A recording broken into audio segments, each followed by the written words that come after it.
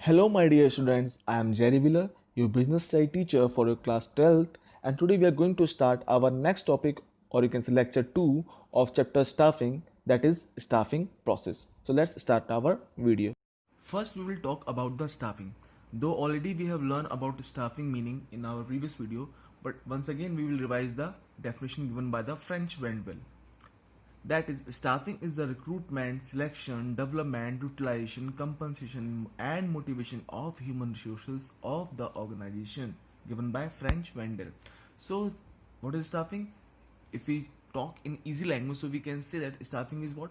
Placing right person at the right job. That is called only what? Staffing. Now, if we talk about staffing process, that is our topic today. What is staffing process? So we can say that staffing process is a line activity as well as staff activity. Why we are saying line activity? Because as other functions of management like planning, organizing, directing, controlling, staffing is also performed by every manager. That's why it is called line activity, and it can't be done without staff. You can say human resources. So that's why it is also called staff activity. What? Staffing process. Now let me tell you one more thing, that students, that staffing process, this topic is very important from case study questions point of view, because many times case study questions are asked from this topic. So let's learn about staffing process. So first point is coming, that is what? Estimating manpower requirement. What is coming? Estimating manpower requirement. So here, what is the meaning of manpower? That how much numbers of employees we need in the organization. So first step is what? Finding out number of type of employees needed by the organizations in near future. So first what we will do, manager will try to analyze with his team that how many numbers of employees he need in the company. So second what? So for that purpose he will take three steps: workload analysis, workforce analysis, and comparison. Now what are these? So first we're talking about workload analysis. What is workload analysis? It means that we need to find out how many number of workers we need in the organization. Suppose that we have analysis and we have found that we need 20 workers in the organizations. 20 employees we need in the where organizations. Now what comes? Workforce analysis. Workforce analysis will analyze that how many existing employees are there in the company, that how many employees are working already in the company. Suppose that we have analyzes that 20 workers we need, and we found that there are 25 workers. What we found that there are 25 employees are already working in the employees. So what we need to do? We have, so it means we are over, what we are? We are overburdened. We are overburdened. It is called overburdened because we are having 5 extra employees. And in another case, he found that we need 20 employees, but he found that there are 15 workers. What he found? 15 workers now. So it means we are underburdened. So it means we need to recruit or select 5 more employees in this case. Okay, inside we have to recruit 4 or 5 more employees in the company. So that is the concept of workload analysis and workforce analysis. So after doing these two steps, we need to do third step, that is comparison. So what we need to do in comparison? We have to compare both as excess of workload and over workforce indicated under staffing. So what we need to do?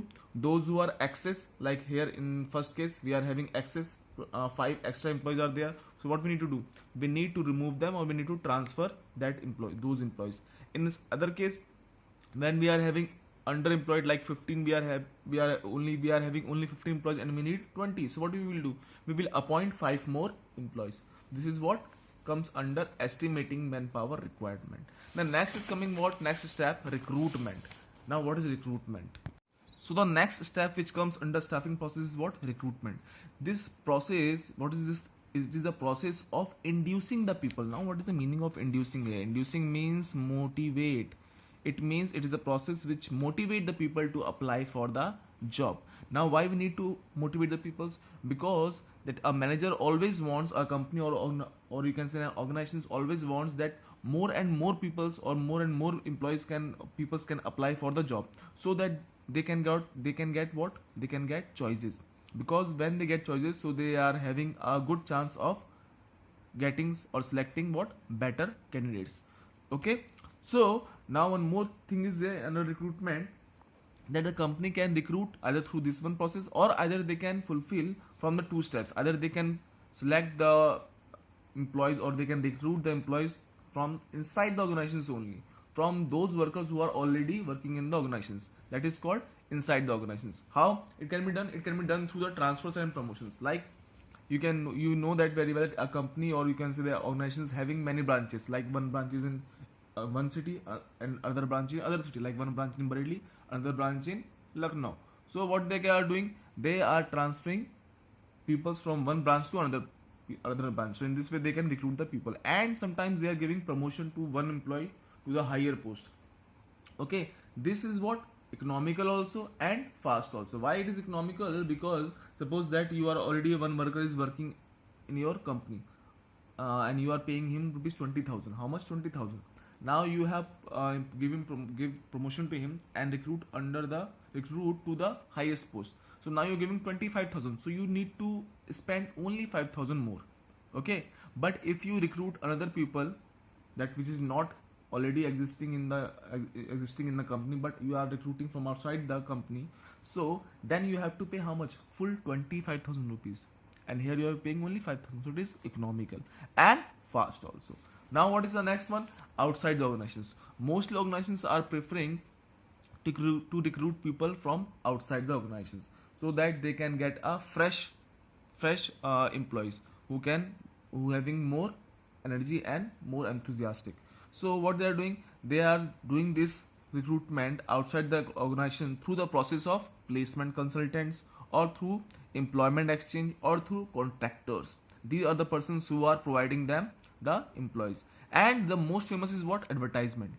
Simply what they are doing, they are giving an advertisement in newspaper, and after reading the newspaper, that advertisement for company, peoples are coming to give their auditions, or you can give their you can say interview. Okay, that is the process of recruitment. So after the recruitment, you have to choose the most suitable candidate. That is called selection. You have to select the candidate because they came to you, they are applying, so you have to choose the most suitable candidate for the vacant job. So it can be done through test, okay, multiple tests, theory test, another test, and then interviews. Okay, now this selection process is also called negative process. Why it is called negative process? Because number of people which are selected are less in compared to the number of people which are rejected. Suppose that 10,000 people came for the job. How much? 10,000. And only we have selected 2,000. How much?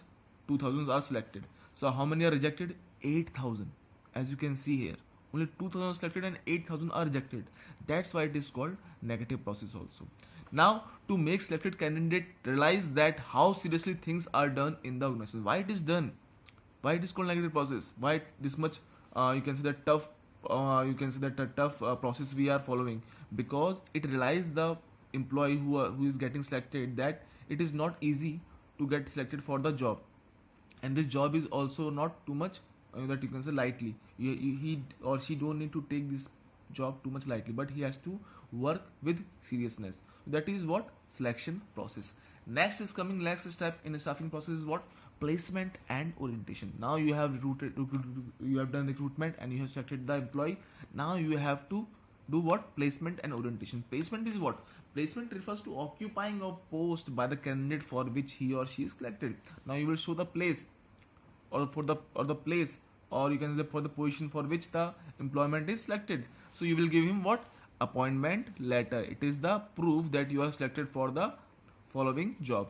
Then comes what? Orientation. Orientation also come in this one. That orientation means to make the employee comfortable with the other existing employees. How to make it more comfortable to that employees? Through the process of introduction. So orientation refers to introduction of new employees to the existing employees. So it can be done through a short meeting, or it can be done through a, you can say that orientation programs also, which is usually done in large organizations, because large organizations are organizing what? Orientation programs. That is called placement and orientation. Then comes what? Training and development. Okay, you have selected, you have given placement, and you have given introduction to new employees. You have made him comfortable, but most important is what? Training and development. You have to, you can say that you have to improvise his skill.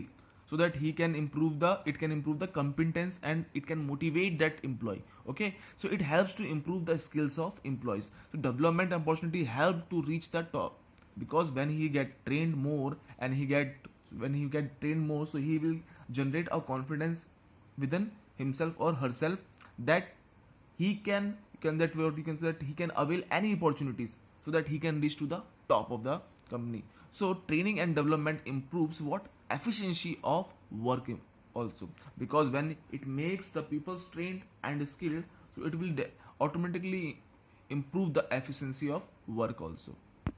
Now, after giving the required training and development opportunities, you have to evaluate the employee's performance, that how he is working, that whatever skills he has get perfection in it, that he's performing the work with seriousness or with what you can say with perfection or not. So what you have to do, you have to evaluate his performances. So what is appraisal? Appraisal refers to evaluating the performance of employees against some standards. Now comes standards. What is the standards here? Let's suppose that a company is there who has set a standard that every employee has to you can say produce 10,000 units. How much? 10,000 units. That every employee has to produce 10,000 units per day. Per day. But suppose that an employee is there who is not able to produce 10,000 units per day, but he is only employing how much? Only 8,000 units per day. So it means what? He needs to what? Improvise his skills. So it means that he will not get the what you can say reward of his performance. So he can't get promotions or other things. So superior will prepare a feedback report on the basis of performance appraisal.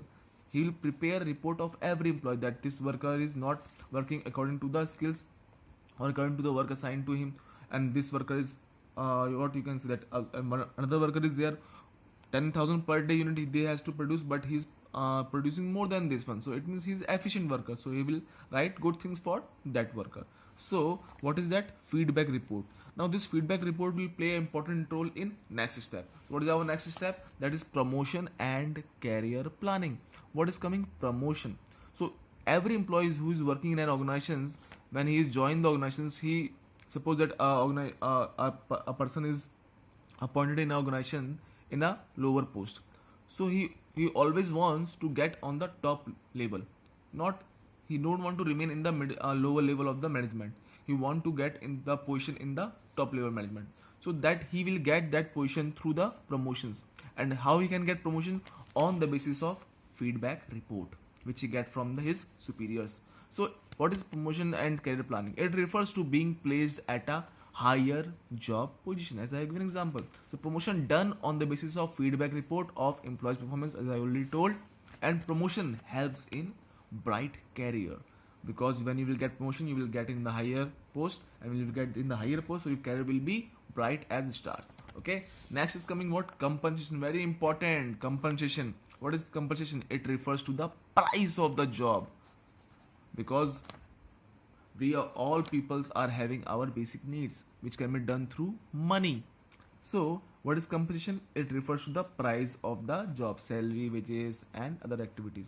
Now these compensation we can get by two methods, either by direct payments, either we can get by indirect payments. So what is direct payments? Like wages and salary, these are coming under direct payments. What is indirect payments? Like medical facilities. Many companies are providing free medical facility to the employees to some extent of money. Okay, and then comes they are providing insurance also, life insurance and medical insurance also to the employees. So these are what? Indirect payments, because on these activities also companies are spending some money. Okay, so this is also called what? Indirect payments.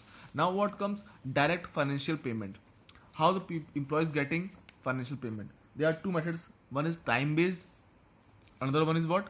Performance based. One is time based, another what is performance based. So first we'll talk about time based. So time based payment is that those payments like salary, wages, which are paid on daily, or you can say weekly, or you can say monthly basis. Like monthly we are getting salary, daily we are getting wages, or weekly we can get like that one. Okay, so in this way it is called what? Time based financial payment. Comes under direct payment only. Next is what? Performance based payment. How why it is called performance based payment? Because this payment is made on the basis of number of pieces. number of pieces or units produced by the employees. Now how much number, or suppose that company is there in which you have employed a temporary person, and you tell that employee that if you produce 100 units, okay, so you will get how much? 10,000 rupees. If you will produce more than 100, like you are producing 50 more units, like 150, then you will get 15,000 units. So it is based on the what? It is based on number of pieces or units produced. That's why it is called performance based direct financial payment. Now companies are choosing the mixture of both. What? Suppose that they have you can say selected a employee as a, you can say that in any job, like that, suppose you are taking example of teacher. Okay, a teacher is appointed in a school for a salary of rupees 20,000 per month, for a fixed salary of rupees 20,000 per month. But the teacher is told that if any student came through you, if any new student came through the teacher and take admission in the school, so the teacher will get 1% commission on that student fees. Okay, so it means he will get extra money on that one. Suppose that the fees is what? 5,000. So how much he will get? 1%, 50 rupees on that fees. Okay, so it is what? It is a mixture of what? Time based and performance based. He is getting both. Okay, so it is what? Time based and performance based. So this is all are what? Steps, or which comes under staffing process. So I hope it is clear to you. At last, I just want to say, be safe and God bless you all.